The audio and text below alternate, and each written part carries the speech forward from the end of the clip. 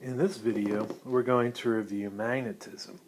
Remember that we first defined the magnetic field, which we give the symbol B, as the direction that a compass needle points when it's placed near a magnet.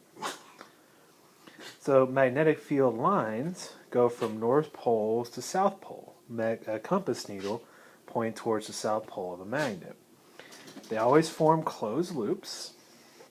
And so if we draw a picture of a magnetic field around a bar magnet, it will look something like this, and the arrows would go towards the south poles. That's the direction that a compass needle would point. So if we put a compass over there on the right-hand side, it would point to the left. If we put one below our bar magnet, then it would point to the right. So it's important to remember that the magnetic field is defined as the direction a compass needle points, and it goes from north to south.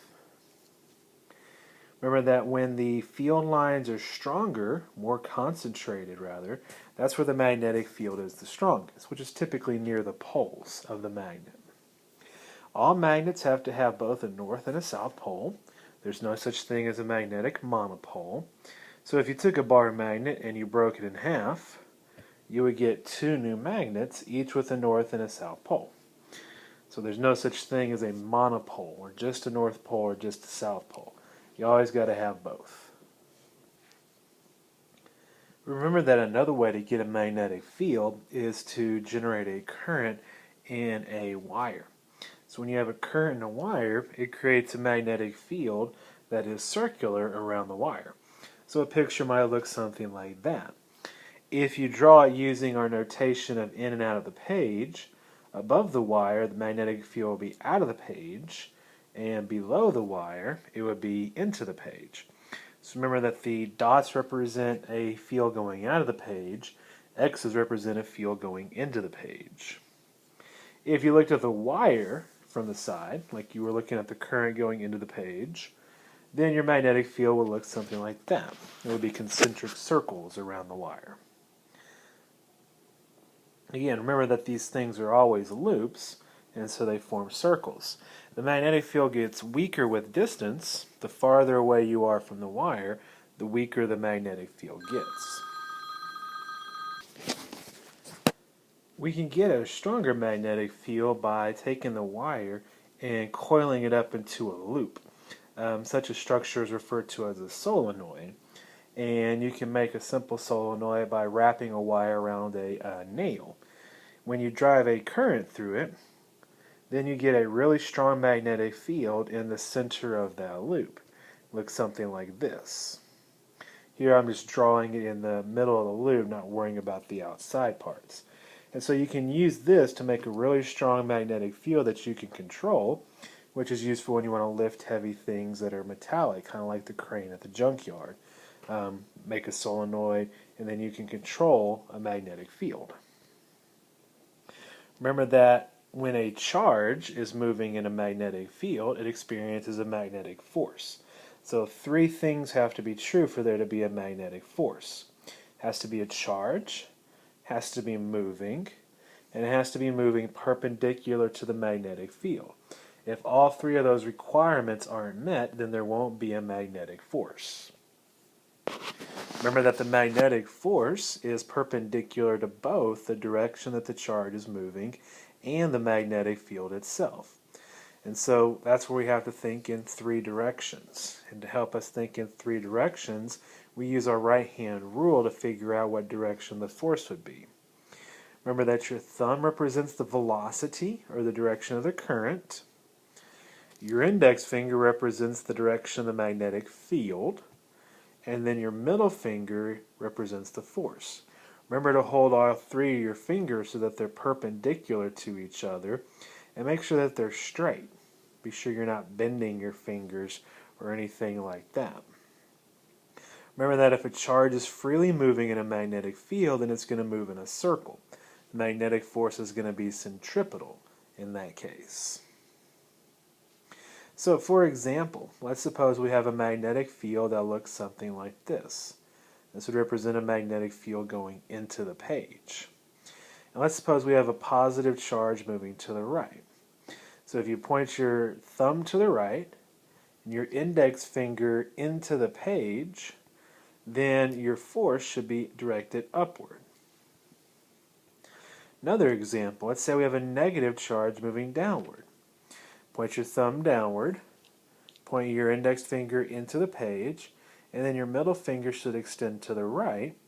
But because it's a negative charge, we reverse the direction, and so this charge is going to feel a force directed to the left. We do the same thing with a current carrying wire. The only difference is we use our thumb to represent the current, which is essentially the same thing as the direction the charges are moving. So in this particular case, your force is directed downward.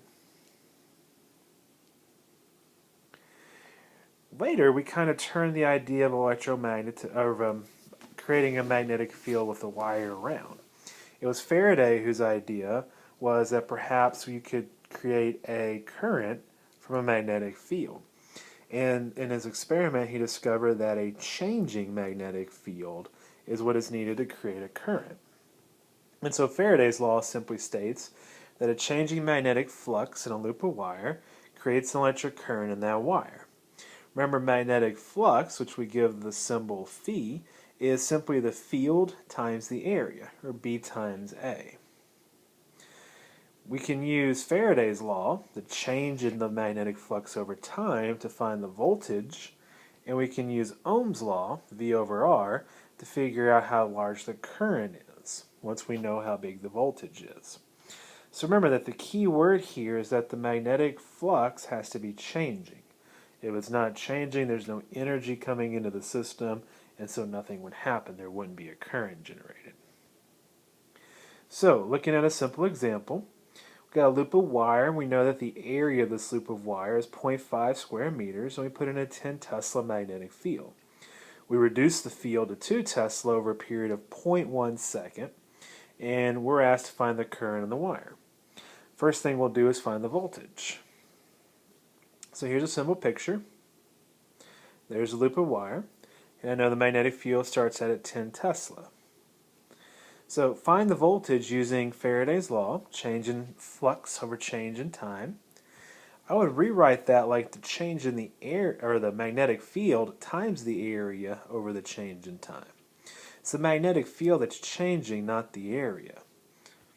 And so the change in the magnetic field would be 2 minus 10. And when you crunch those numbers, you get something like 40. If you get a negative sign, just don't worry about the negative sign. That just tells us the direction of the current, and we're not very much worried about that right now. To figure out the current, I would use Ohm's law. And let's suppose that this loop has a resistance of 2 ohms. 40 volts divided by 2 ohms would give us a 20 ampere current. So one device that works based on Faraday's law is an electric generator. If we have a permanent magnetic field and we have a loop of wire that we can place in the magnetic field, then rotating it in the magnetic field will produce a changing area, and so that's going to produce a changing magnetic flux, which will reduce a current. And so because the flux is constantly changing, we'll constantly get a current created, but it's going to be a constantly changing current, or an alternating current. Because this is the easiest way to generate electricity, this is what we use to deliver electricity to our homes. This is an alternating current. So this is called a generator. The basic idea is that a generator converts mechanical energy to electric energy. Something turns the loop of wire, which creates an electric current. That something could be as simple as a person's arm, or it could be something as complicated as steam moving through a nuclear reactor. The opposite of a generator is a motor. Again, take a magnetic field. Again, take a loop of wire, but this time we connect it to a source of voltage that'll create a current for us. So we're starting out with electric energy, and we want to convert it to mechanical work. So we have a current flowing through that loop of wire. If you use your right hand rule on the left side, point your thumb up, point your index finger to the right, then your middle finger would be into the page. So the force is into the page. On the right side of the loop, it would be reversed. The force would be out of the page. And so the net effect is that your loop is going to rotate around that dashed line.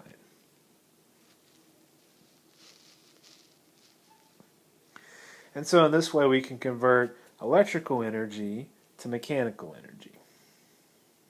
So essentially a motor and a generator are opposites of each other.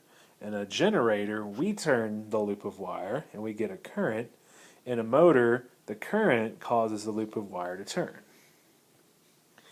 The last device we learned about was a transformer, which also uses Faraday's Law. The purpose of a transformer is to change the voltage of an alternating current. So again, the current is changing, and therefore we can get a changing magnetic flux. So you start out with an iron ring, and the reason that you use iron is because it's easily magnetized, and you loop a coil of wire around one end. You generate a current through that coil of wire, and you get a magnetic field, just like our solenoid. Because it's in an iron ring, that magnetic field extends all the way throughout it. So we loop a second coil of wire on the other side. Now the idea is we want to get a current in that second loop of wire. In order to do that, we have to have a changing magnetic field in the iron ring. If the magnetic field is not changing, then we're not going to get a current. In order to get a changing magnetic field, then I need a changing current over there on the left side. So the key to this all working is that whole changing part. You have to have a changing current so that we get a changing magnetic field, and then Faraday's law will get a current in the second loop of wire. Transformers only work if we have an input current that is changing, or alternating current. And so that's why we use alternating current to send electricity long distances. We can use transformers to change the voltage. Think about all the different electrical devices in your house. All of them work on a different voltage. Your dryer works on a high voltage, whereas your cell phone charges at a very low voltage. If it weren't for the fact we can use transformers to change that voltage, then a lot of the devices that we take for granted wouldn't work. So this is the end of our magnetism video. As always, if you have questions or need extra help, please let me know.